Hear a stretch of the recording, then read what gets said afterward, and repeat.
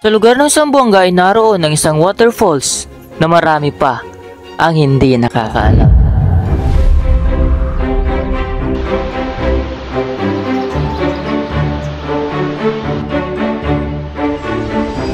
Pero bago mo ito mapuntahan ay kinakailangan mo munang dumaan sa pinakamahirap na daanan na maranasan mo sa buong buhay mo. Guys, ando dun yung falls, rinig na namin. Kaso sobrang hirap ng daanan papunta dito, yan o.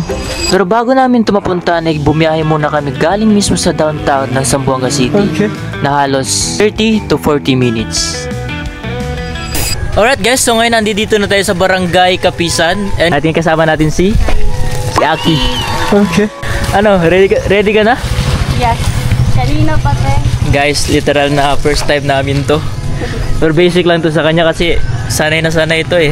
Nakikita ko parang araw-araw to tumatakbo. Good morning! Yeah, alang mabuti. So, doon si bro magtatanong-tanong tayo. Excuse po. Saan daanan papuntang Ipa-Ipa Falls? Diretso lang? Left, right? Left.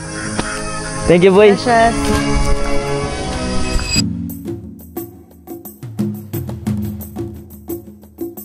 Diba sabi ni bro kanina, pagka nasa taas na kayo may marang. Eh, may marang sa left and right. Ito marang to. Sabi niya wala kang right? Nasa left daw.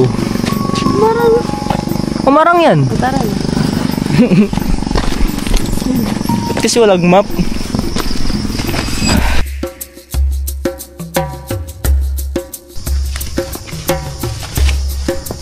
Sure ka sa decision mo, te? Yes. Saan na tayo? Decision mo to. Decision mo to. I think parang wala nang daanan dito. Parang pang-pang na siya. Doon sa taas. Meron ba?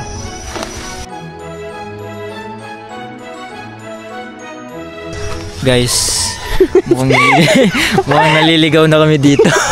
Dito pa lang. Saan na tayo, men?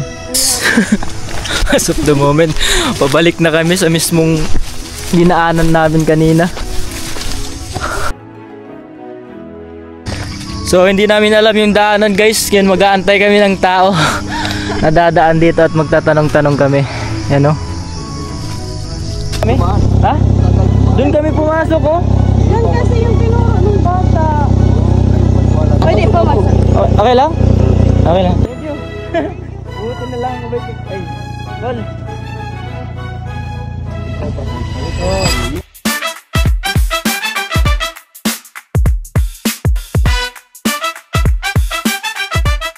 Taga doon kayo, boss? Taga dito kami.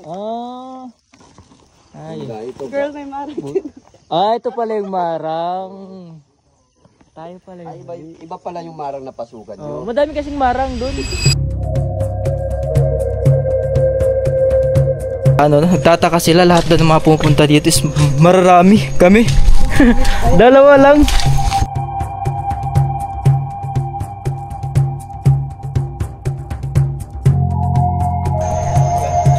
I survive! Lakpakan niyo ako guys. Guys, palapit na kami ng palapit oh. Rinig na namin yung falls, you know. Yun nagbibigay sa akin ng lakas ngayon. Nag-motivate sa akin. Lapit na kami guys. Kaso pahirap ng pahirap. Yan o, taas. Anong masasabi mo? Na-slide na tayo. Wala ko masabi. Ingat ha, yan o, taas guys. Ando dun yung falls, rinig na namin. Kaso sobrang hirap ng daanan papunta dito, yan o. Ingat ka. Guys, may nakikita na kaming sign. Yan o, pabor no buta basura. Aki. Yeah. Guys, Tatamat inom dyan? tignan nyo to. Pwede to inumin no. Ito yung literal na fresh water, yun no. Try daw natin.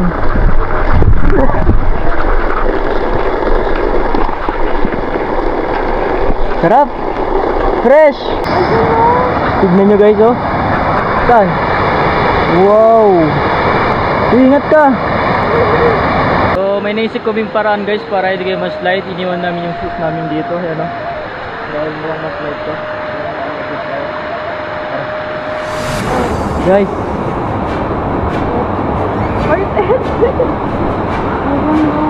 Wow! Saan tayo? Tara!